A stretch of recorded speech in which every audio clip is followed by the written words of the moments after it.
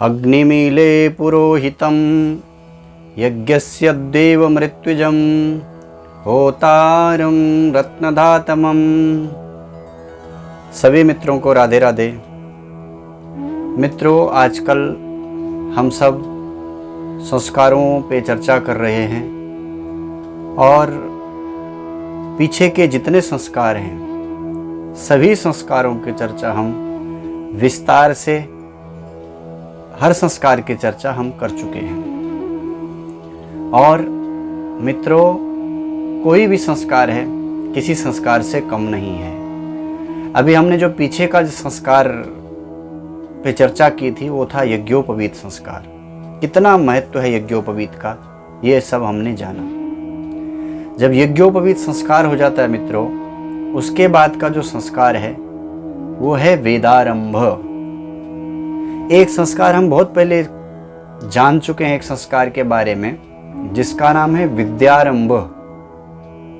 वो है विद्यारंभ और यह है वेदारंभ। उसमें उस संस्कार में अक्षर का ज्ञान जहाँ से प्रारंभ होता है वो घर में किया जाता है, और ये वेदारंभ जो है ये गुरुकुल में किया जाता है। जब बच्चा गुरुकुल में प्रवेश करता है और गुरु के आज्ञा में जब रहता है तो सबसे पहले बच्चे का यज्ञोपवीत संस्कार होता है। और मैंने उस यज्ञोपवीत संस्कार में भी निवेदन किया था, वेद पढ़ने का अधिकार उसी को होता है जिसका यज्ञोपवीत संस्कार हो जाता है, वही वेद को पढ़ सकता है। इसलिए जब वेद का संस्कार हो गया, यज्ञोपवीत संस्कार हो गया, उसके बाद होता है वेदारंभ संस्कार।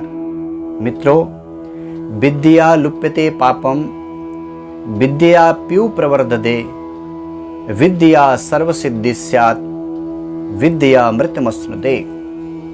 शास्त्र कहता है विद्या लुप्यते पापम, वेद विद्या के अध्ययन से, लुप्यते पापम यानी सारे पाप नष्ट हो जाते हैं। वेद के अध्ययन से जीव के जीवन के जितने पाप हैं वो वेद अध्ययन से वो सारे पाप मिट जाते हैं, समाप्त हो जाते हैं। और वेद के अध्ययन से सर्व सिद्धि प्राप्त होती है, सारी सिद्धियां प्राप्त हो जाती है, उसे ज्ञान प्राप्त हो जाता है, क्योंकि वेद का अर्थ है ज्ञान। ये जो संस्कार है, इस संस्कार का नाम है वेदारंभ।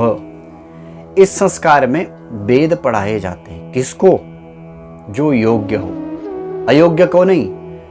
गुरु संस्कार जब यज्ञोपवीत करता है उसके बाद शिष्य गुरु की आज्ञा में रहता है, वहां रह करके वो गुरु देखता है कि कौन अधिकारी है वेद पढ़ने का और कौन अधिकारी नहीं है। वेद है ज्ञान, ज्ञान का अधिकारी कौन है ये गुरु देखता है। और ये ज्ञान तब दिया जाता है जब शिखा और सूत्र दोनों, गले में सूत्र पड़ा हो, यज्ञोपवीत पड़ा हो और सिर में शिखा हो, तब गुरु ये ध्यान देता है। कहीं ये ज्ञान दिया और शिखा ना हो तो ज्ञान सब उड़ जाएगा। चूड़ा कर्म में हमें ये जाना। मित्रों, जैसे हर संस्कार में भगवान गणेश इत्यादि का पूजन किया जाता है, वैसे इसमें भी, इसमें विशेष करके वेद माता है भगवती गायत्री। वेद माता गायत्री है, तो शिष्य के द्वारा गुरुदेव भगवती गायत्री का पूजन कराते हैं। और गायत्री का पूजन कराने के बाद फिर गुरु शिष्य को वेदारंभ कराते हैं, वेद पढ़ाते हैं, अपने शिष्य का कल्याण करते हैं। गुरु उसको वेद का ज्ञान देते हैं। मित्रों, उपनयन में गायत्री दीक्षा दी जाती है, ये आप सब जानते हैं। और गायत्री ही तो वेद माता है, गायत्री वेद माता है। बालक के द्वारा वेदों का पूजन, जब गायत्री पूजन कर लिया, वही वेद माता गायत्री का पूजन उस बालक के द्वारा विधि विधान से किया जाता है। पूरे षोडशोपचार विधि से भगवती गायत्री का पूजन किया जाता है। और उसके बाद वेदों का पूजन करके जो जिस वेद का अधिकारी है उसको उस वेद का पहले पूजन करा करके और फिर गुरुदेव उसको वेद पढ़ाते हैं, वेद का अध्ययन कराते हैं। मित्रों, देखा जाए ये जो संस्कार है वेदारंभ, यह संस्कार ज्ञानार्जन से संबंधित संस्कार है। इस संस्कार का लक्ष्य है ज्ञान अर्जन करना। वेद का अर्थ है ज्ञान, वेदारंभ का अर्थ है ज्ञानार्जन करना।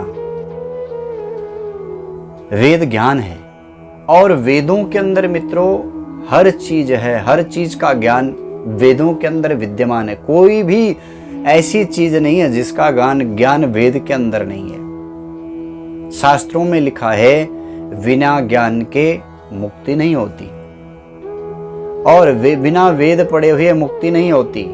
ऋते ज्ञानान न मुक्ति, शास्त्र कहता है। शास्त्रों में ज्ञान से बढ़कर के कोई चीज नहीं है। बिना ज्ञान के मुक्ति संभव नहीं है, और बिना ज्ञान के संसार में सही जीवन जीना भी असंभव जैसा है। बिना ज्ञान के, ज्ञान, सही ज्ञान, क्या करना है क्या नहीं करना, ये कौन बताएगा हमें? ये हमें वेद बताते हैं कि भैया ये तुझे करना है और ये तुझे नहीं करना है। ये करेगा तेरा कल्याण होगा। कौन बताएगा? वेद बताएंगे। और ये नहीं करना है, इसको करेगा तो तेरा यहाँ भी अकल्याण होगा, और वहां जाएगा तो वहां भी तेरा पतन होगा। उसके अलावा कुछ हो ही नहीं सकता है। ये हमें वेद बताते हैं। आज इन्हीं चीजों का तो अभाव है मित्रों। यही तो सबसे बड़ी कमी यही तो आ जा रही है, क्योंकि आज वेद का ज्ञान किसी को है नहीं, और ये संस्कार लोप हो चुका है। ये संस्कार होता नहीं है, हुए भी तो नाम मात्र के लिए संस्कार होता है। कैसे मुक्ति होगी? कैसे हम सही जीवन जी पाएंगे? आज पिता पुत्र को नहीं मानता, पुत्र पिता को नहीं मानता, झगड़े होते हैं, लड़ाई होते हैं, कलह होता है, बाप माँ बाप को कोई साथ में रखना नहीं चाहता। स्थिति आप देख रहे हैं, बच्चे बाहर चले जाते हैं, वो बाहर क्या हो जाते हैं, वो यहाँ भूल ही जाते हैं आना। माँ बाप यहाँ सड़ते रहते हैं, मरते रहते हैं। केवल और केवल पढ़ाई, लक्ष्य जो पढ़ाई हमने कराई वो पढ़ाई केवल धन कमाने की पढ़ाई थी। उसके अलावा उसमें कुछ भी नहीं था, जिसके कारण बच्चे को सब कुछ धन ही है ऐसा उसे लगा, इसलिए वो धन के पीछे ही पागल हो गया। अब उसके लिए धन के अलावा बाकी उसके लिए ना माँ है, ना बाप है, ना भाई है, ना बंधु है, ना परिवार है। क्यों? क्योंकि जो हमने पढ़ाई स्कूल में की वो पढ़ाई केवल इतने तक ही सीमित है कि कैसे धन कमाया जाए ज़्यादा, कैसे धन ज़्यादा कमाया जाए। उस पढ़ाई में ज्ञान की कमी है। यही ज्ञान, अपने बड़ों के प्रति आदर सम्मान, अपने बड़ों के प्रति, अपने बड़ों को आदर करना, सम्मान करना, उनके अपनी जिम्मेवारी निभाना। हमारे बड़ों के प्रति हमारी क्या जिम्मेवारी, ये कौन ज्ञान देगा हमें? ये वेद देंगे। अच्छा, आज के युग में बंधुओं गुरुकुल नहीं है। अब गुरुकुल नहीं है, गुरुकुली परंपरा में वेद पढ़ते जैसे हम लोग हैं। हमने जो पढ़ाई की, हमने गुरुकुली परंपरा से पढ़ाई की। 8वीं पढ़ करके घर से चले आए थे, और उसके बाद जो है आचार्य तक, शास्त्रीय आचार्य तक गुरुकुलों में अध्ययन किया। वहाँ वेदों का अध्ययन होता है, वहाँ पढ़ाया जाता है, वहाँ नियम से सिखाए जाते हैं, वहाँ संयम सिखाया जाता है, वहाँ सही जीवन कैसे होता है वो सिखाया जाता, सोना सिखाया जाता, उठना सिखाया जाता, बैठना सिखाया जाता, खाना सिखाया जाता, कैसे भोजन करते हैं।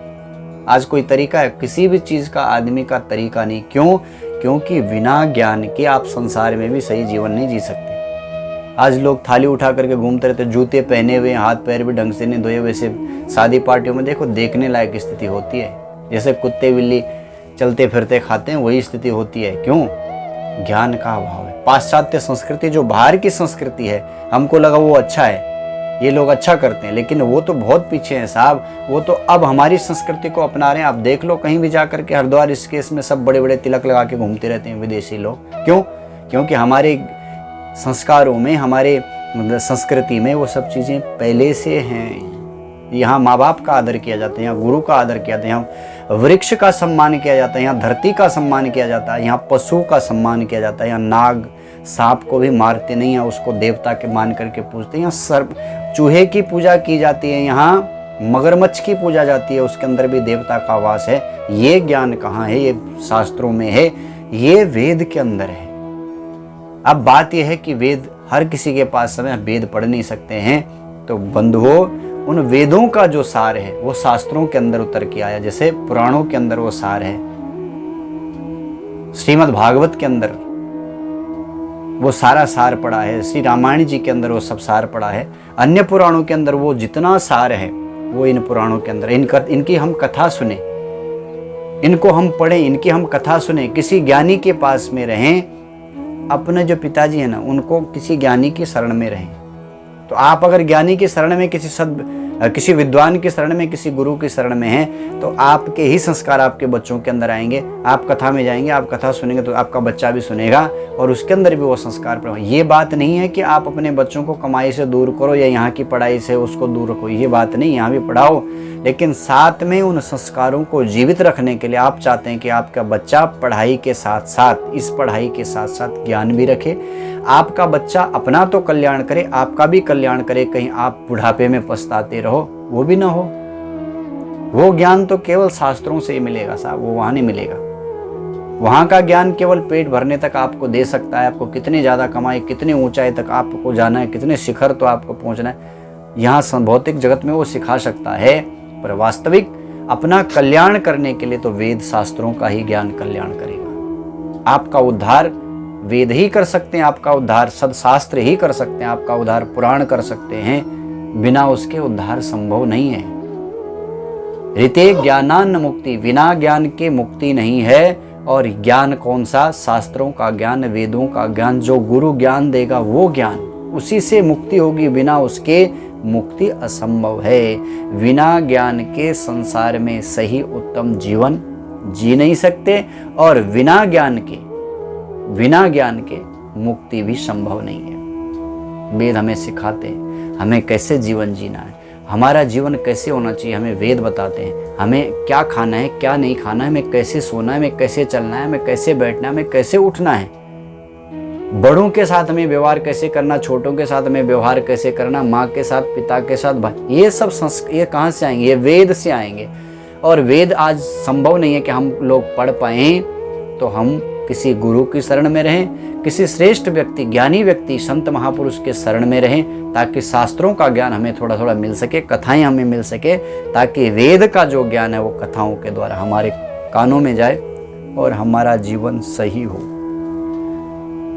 हमारा जीवन संयमित हो। संयमित जीवन कौन करेगा? वो वेद देगा। असंयमित जीवन बनेगा जो वेद नहीं पढ़ेगा, उसको ज्ञान नहीं होगा तो उसका जीवन कहाँ सही लाइन पे रहने वाला। इसलिए ये जो संस्कार है, वेदारंभ संस्कार, ये बहुत जरूरी संस्कार है। तो कम से कम इस संस्कार को तो हम कर सकते हैं। इसको यज्ञोपवीत के साथ ही कर लेते हैं। अब यज्ञोपवीत संस्कार करते हैं, उसी समय उसको वेद इत्यादि पढ़ा सकते हैं, या फिर गुरुकुल में जाकर के वेदारंभ करा सकते हैं। और केवल निमित्त मात्र ये संस्कार कर लें, बाकी शास्त्रों पुराणों का अध्ययन अध्यापन किसी गुरु के द्वारा, कथाओं को सुन करके कुछ ना कुछ तो करना पड़ेगा, नहीं तो हमारे संस्कारों का लोप होगा, ज्ञान का भी लोप हो रहा है जो सही ज्ञान है। जब सही ज्ञान नहीं मिलेगा तो फिर सब भ्रष्ट होंगे। आज जो स्थिति देश प्रदेश में सब देखने को मिल रहा है, ये यही कारण है कि ये जो संस्कार हैं हमारे, ये संस्कार धीरे धीरे लोप हो रहे हैं। और इन संस्कारों के लोप होने के कारण सब विपरीत दिशा में चल रहा है। ये सब सही मार्ग पे रहे, सही रास्ते पे रहे। वेद का अर्थ है ज्ञान, सही ज्ञान हमें मिले, जिससे हम यहाँ भी आनंद में जिए और फिर वहाँ जा कर के जवाब देने को जब समय आएगा तो अच्छा जवाब दें। वहाँ भी अच्छी जगह बनी रहे अपने। इसलिए वेदारंभ संस्कार आप अपने बच्चों का जरूर कीजिए, ताकि आपके बच्चे सही संयमित जीवन जी सकें, वो स्वयं सुखी रहें, आपको भी सुखी रखें। शायद मित्रों ये जानकारी आपको अच्छी लगी होगी। आगे का संस्कार के साथ आपको मिलेंगे, पर चलते चलते आपसे एक निवेदन जरूर करूंगा, आप स्वयं देखिए इन संस्कारों को, अपने मित्रों को, परिवारीजनों के साथ शेयर जरूर कीजिएगा, ताकि और भी लोग इन चीज़ों के बारे में जानकारी पा करके वो भी कुछ संस्कारी बने, उनके बच्चे भी संस्कारी बने। यही निवेदन आपसे चलते चलते पुनः बहुत जल्दी आपके बीच में उपस्थित होऊंगा। आप सभी को राधे राधे।